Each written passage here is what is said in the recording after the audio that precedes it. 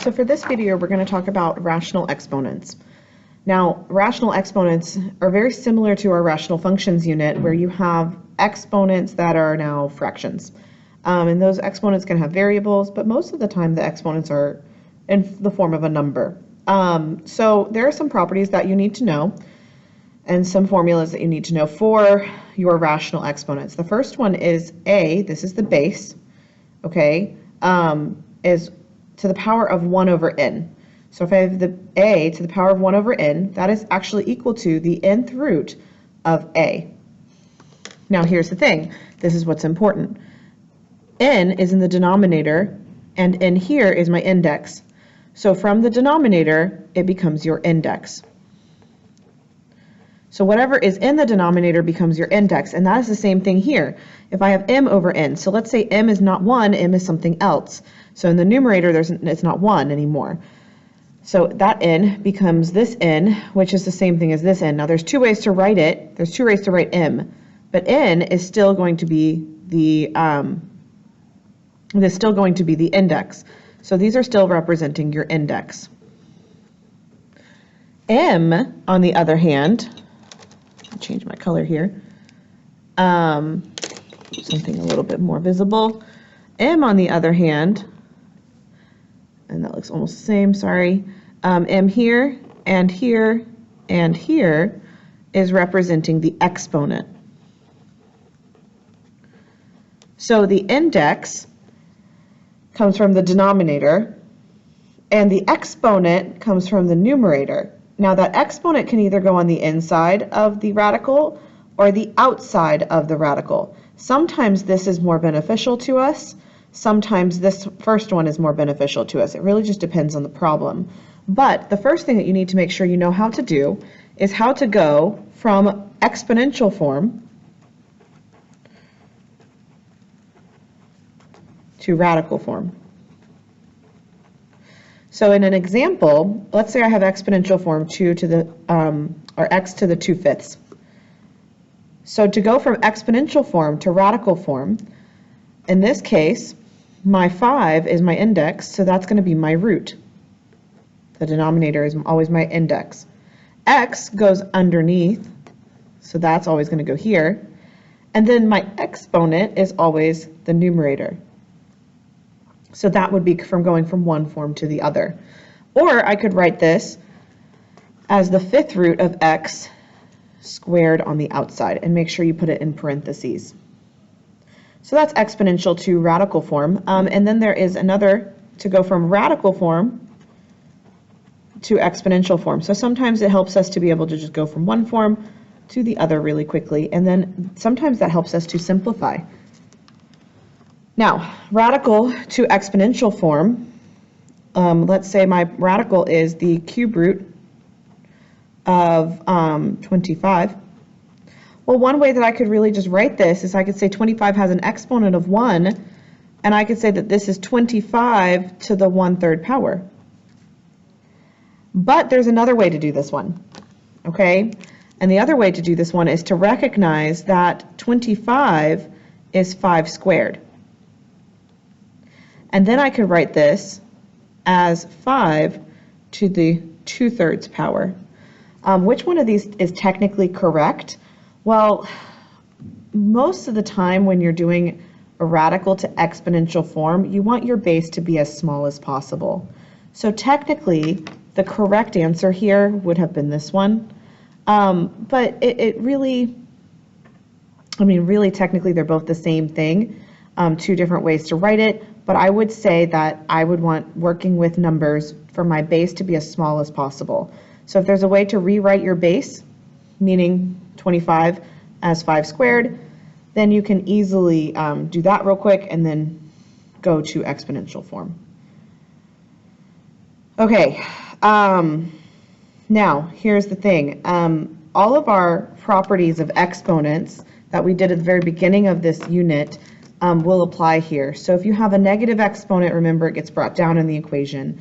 If you have a multiplication, then you add the exponents. If you have a division, you subtract the exponents. And if you have a power raised to a power, you multiply. Okay? So all of those properties are really important to know because they're going to play a part in today. But today, remember, we're talking about fractions, okay? So because we're talking about fractions, we need to make sure that we have common denominators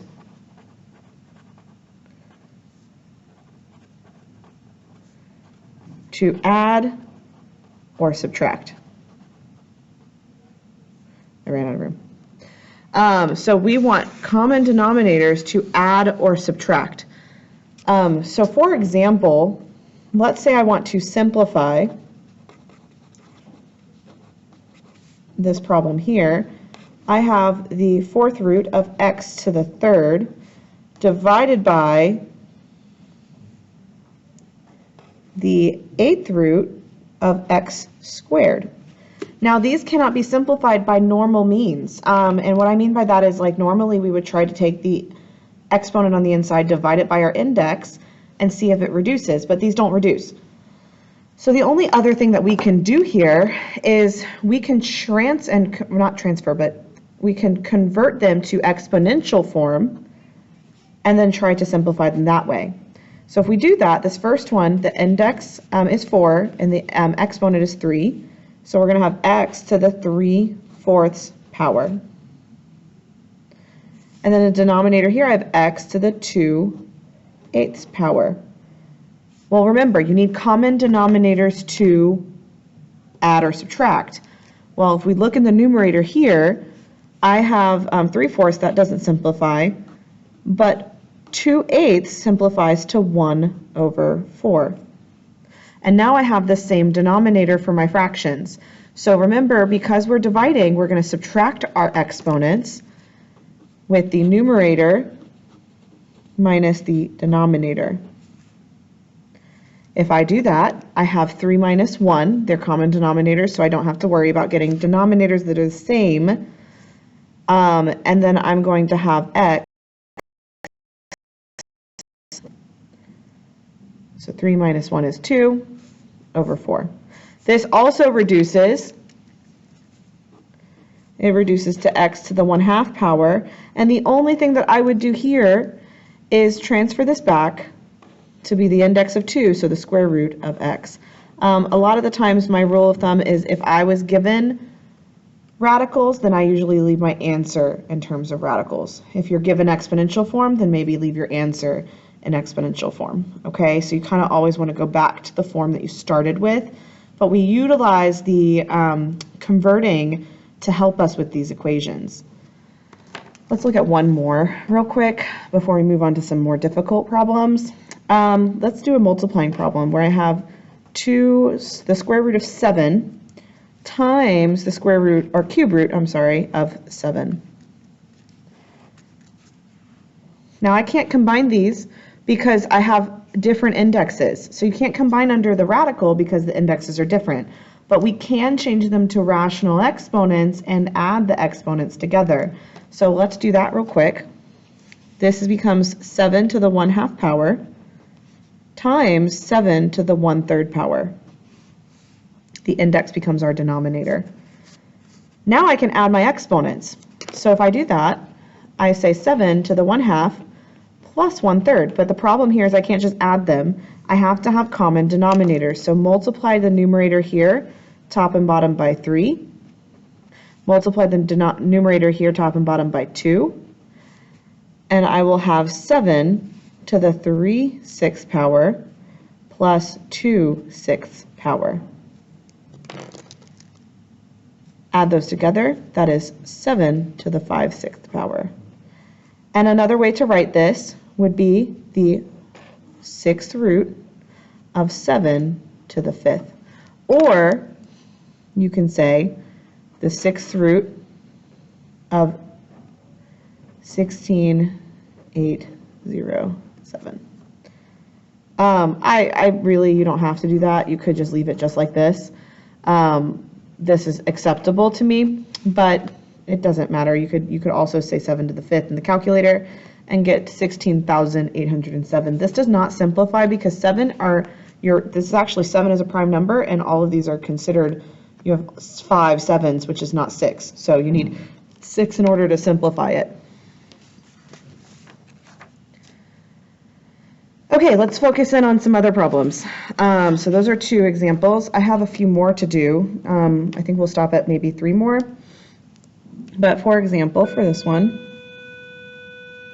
sorry, there we go. For example, for this one, let's say I have negative 32 to the 4/5.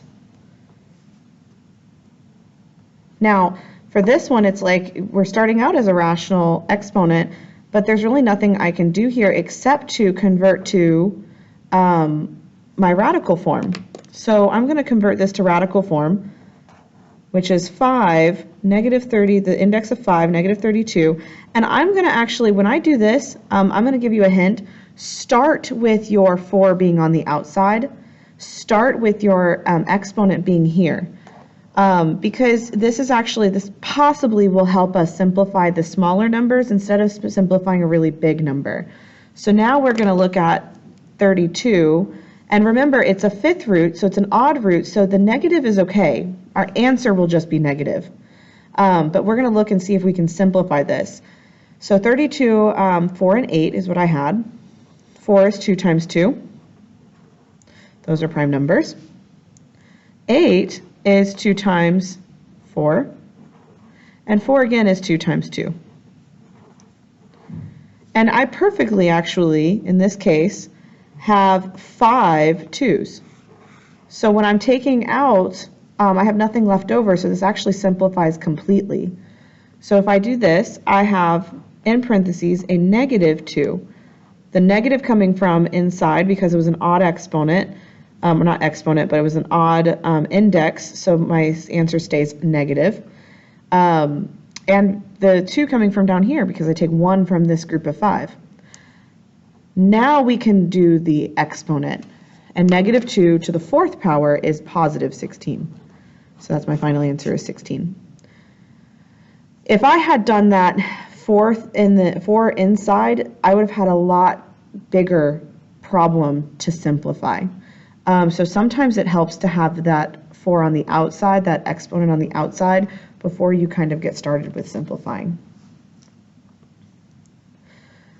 Okay. Let's look at another one. 16y to the negative 8th to the power of negative 3/4. 16y to the negative 8th to the power of negative 3/4. Now, because of my exponent rules, I know that I can distribute, in a sense, distribute this negative exponent here. And I'm actually going to leave it negative for now because I don't have a fraction. I don't want to do that thing where I switch it and make it like flip the fraction, because that's going to give you kind of a mess to work with. How I would do this is I would do it in stages. I would do 16 to the power of negative 3/4, and then y to the negative 8th to the power of negative 3/4. And I would work these separately. So let's look at the 16 and we'll work there first. 16 to the negative 3/4, that is 1 over 16 to the positive 3/4. This is really important. When you have a number raised to an exponent that's negative, okay, and that's before you do any converting and before you do any converting to radicals, because remember, our radical equations don't have negatives in them. So you don't want negatives for your radicals at all. And what I mean by that is they don't have like negative exponents, they don't have negatives for indexes. So you're going to want to fix the negative first here, and then you can transfer it to a radical.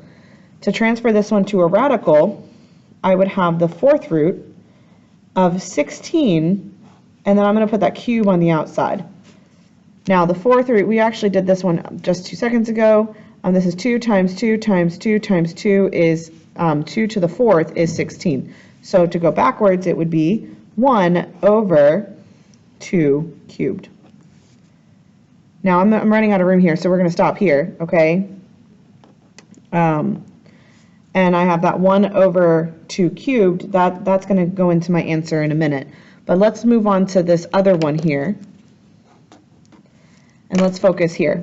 For this one, if I combine these exponents, I have to multiply them. So that's negative 8 times negative 3/4. Well, that negative 8 goes to the numerator. Negative times a negative is a positive, and I get 24 over 4. So this is y to the 24 over 4 power. Can we simplify? Yes, we can. 24 over 4 is, and that is going to come down here, multiplied to what we had there.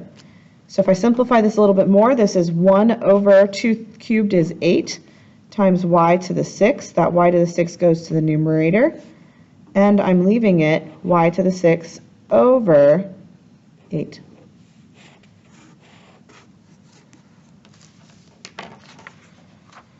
Working them in stages is going to definitely help you. Just make sure that you are doing all of this in, piece by piece. The next example I think will give you guys a little bit more to work with and a little bit more to understand. Hopefully this will clear up any kind of little confusion that you might run into along the way. Negative 8x square root of xy, all in parentheses, to the 2/3 power. Now once again, when I have a power raised like this, I want to distribute it. So my first one is going to be negative 8 to that 2/3 power. Remember, the exponent can't be negative, but the inside can be negative. So we can leave that as this. X to the 2/3 power, we're going to leave alone for now. And then I have the square root of xy to the 2/3 power. So work on these in stages.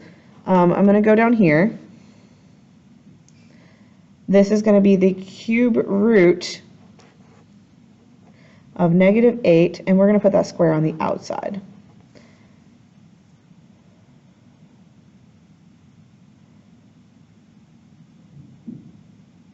Now, if I do that, the cube root of negative 8, 8 is 2 times 2 times 2, so it works out perfectly.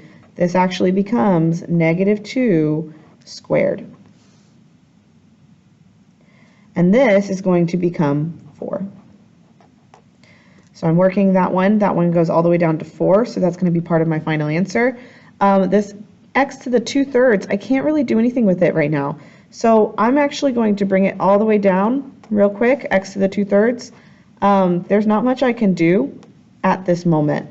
And then we're going to work on this next one. Okay? So I brought the x to the 2/3 down because there's not much I can do with it right here. Here, I have a rational exponent on the outside, but a radical on the inside. You need one or the other, and I would suggest making it a rational exponent first. So that means that I'm going to have xy to the power of 1 over 2 raised to the power of what is on the outside there, 2 over 3. So let's look at those exponents real quick and see what happens with them. If I take them off to the side, I have 1/2 times 2/3, because remember, it's a power raised to a power, so we multiply. The 1/2 multiply straight across is going to be 2 over 6. 2 over 6 reduces to 1 over 3. So then, if I look here, I have xy to the 1/3 power. Now, here's the thing. I'm going to actually suggest to distribute that exponent. So that's going to give me x to the 1/3 power, y to the 1/3 power, and then multiplied by all these things here.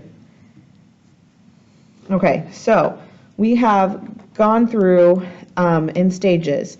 Now this final answer here, there's more that I can do.